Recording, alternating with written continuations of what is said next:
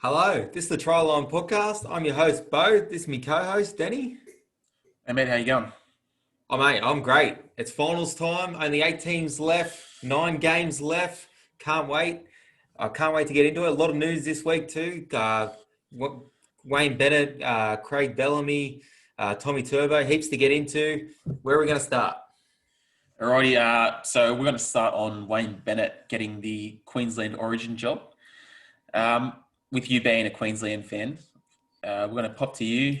What do you reckon of him getting the job? Can he take Queensland to the promised land?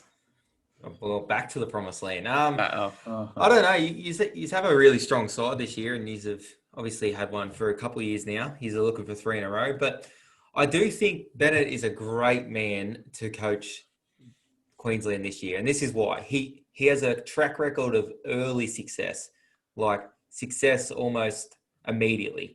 I'll just run back through to prove my point. We all know what he done with the Broncos. He won 6 grand finals there. But then he went to the Dragons, right? He went to the Dragons in 2009. In 2008, they finished 7th. 2009, they finished first. They won a comp the year later. Then he went to the Knights in 2012, right?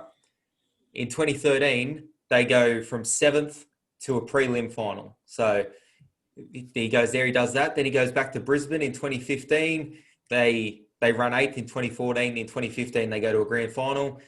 And now he's at South, and look what they're doing. They just put 60 on probably the best team in the comp.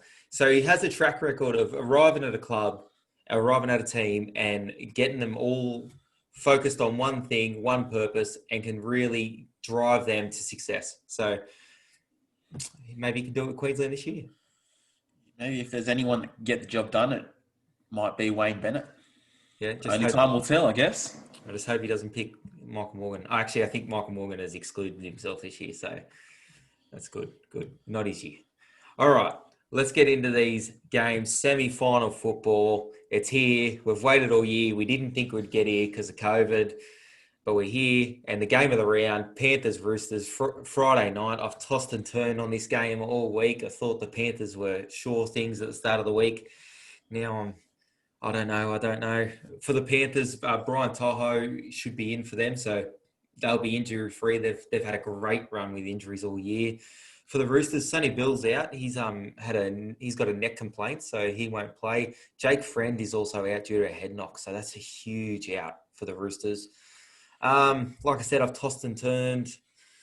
I'm gonna say the Panthers in a really close game, maybe 14-12. Oh wow! Yeah. Throwing out the score there, mate. Yeah. Yeah, well, the last time these two teams played, the score was only separated by 6 points. That was back in, believe it or not, March, back in round 1. Yeah, Jesus. Panthers have won 3 of the last 4, played at Penrith's home ground. I think I'm going to have to go with Penrith. Roosters are missing Jake Friend, as you said, with a head knock. So that's a huge, huge loss. Penrith are just on fire, and I don't see them losing. Yeah, and by saying it's going to be close, that's no disrespect to Penrith. They've been the best team during the regular season, no doubt. They've been the number one side. But this is finals football, and there's one team over the last 5 years that shows they can play finals football and win finals football consistently, and that's the Roosters. They know what it's about. Trent Robinson's there. He knows what it's about. It's going to be very close. I think they'll be definitely up for it, and they probably want the week off more than the Panthers need the week off. But I will go the Panthers in a close one. Yeah. Panthers, I don't think need the week off. What are they? The youngest team in the comp? Yeah, and they've also got no injuries. They're also completely injury free. But you still want to win. They obviously want to win. They want to go to 16 in a row. So it's all to play for. Yeah. Anyway, on Saturday, we've got the WNRL starting up. We've got the Roosters versus the Dragons at 11:30 a.m. and the Broncos versus the Warriors at 3 p.m. So we're going to be watching those games, and we'll review them next week when we review the rest of the finals, the first week of the finals. Yeah, I'm excited to watch those games. I've watched a little bit of the women the last 2 years in the last 2 competitions.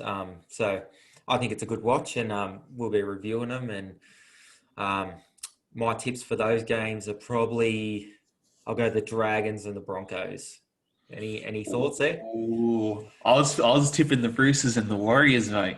Well, there we go. That's good. That's good. We'll see what happens next week. All right.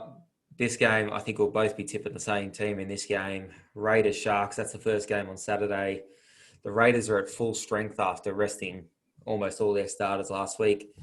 The Sharks have a lot of players coming back. The most notable one is Townsend. He's back from suspension after almost murdering Callum Ponga. Sharks still haven't beaten a top 8 side. They're the first team to ever make the semi-finals without beating a top 8 side.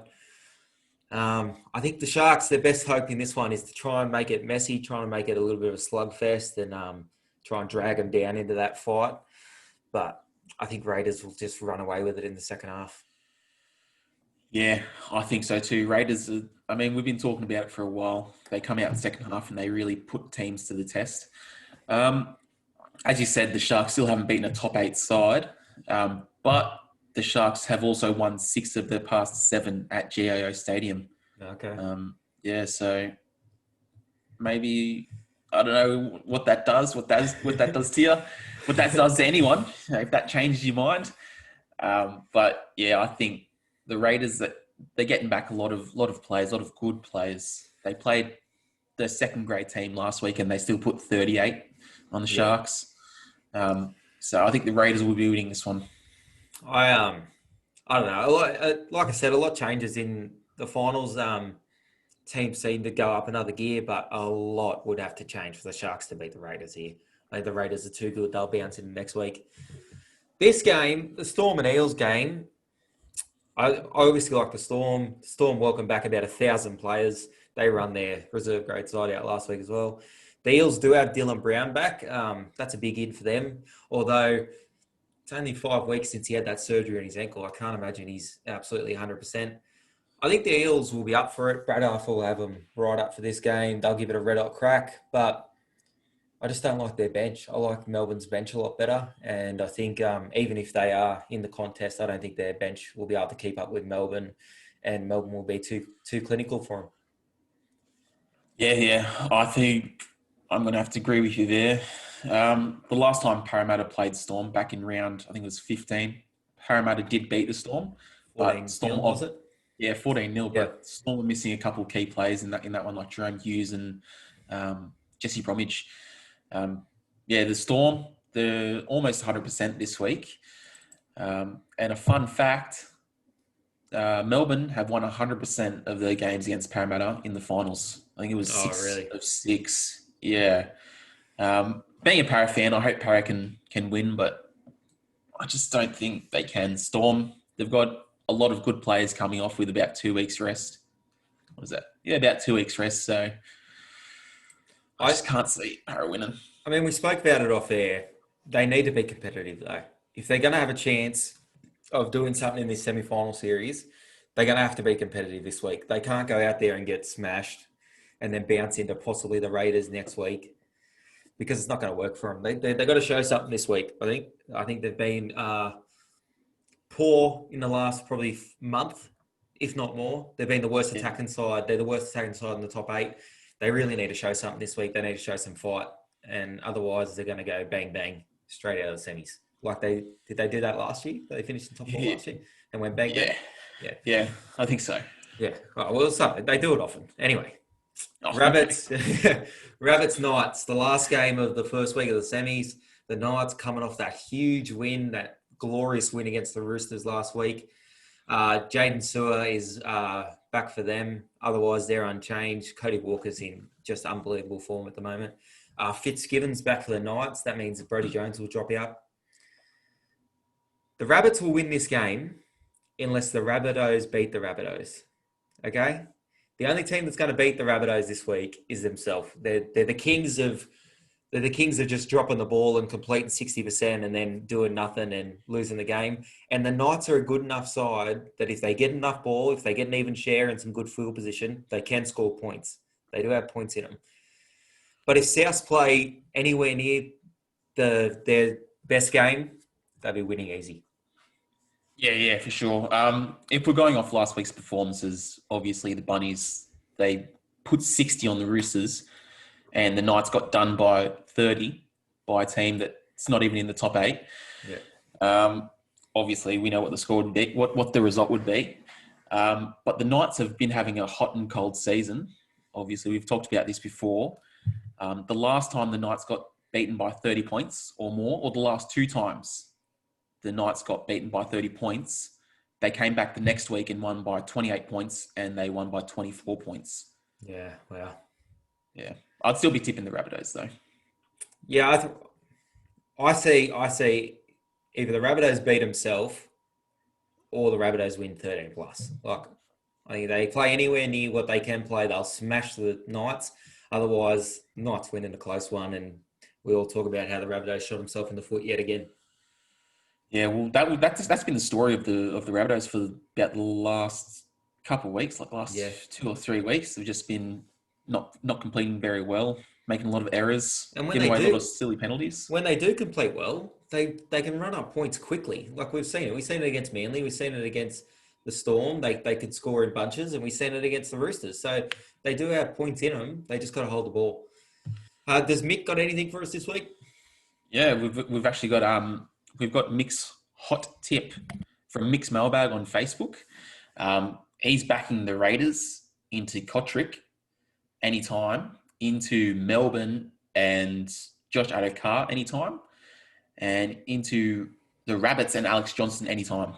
So that's paying about $6. So make sure you go check him out at Mixed Mailbag on Facebook for all your sporting and racing bets. Yeah, I reckon put the rent on that one, punters. That'll be that's paying $6. Put the absolute rent, put the house, put everything on that. That'll be winning, I think. And don't forget to check us out here next week. We're bouncing into the semis. We'll review the women's and the men's match next week. Don't forget to check us out on Twitter at TrylineYT, on TikTok at TrylineYT. Everywhere, we're across it all. We're here all week, all month, and all year. Enjoy your dinner, guys.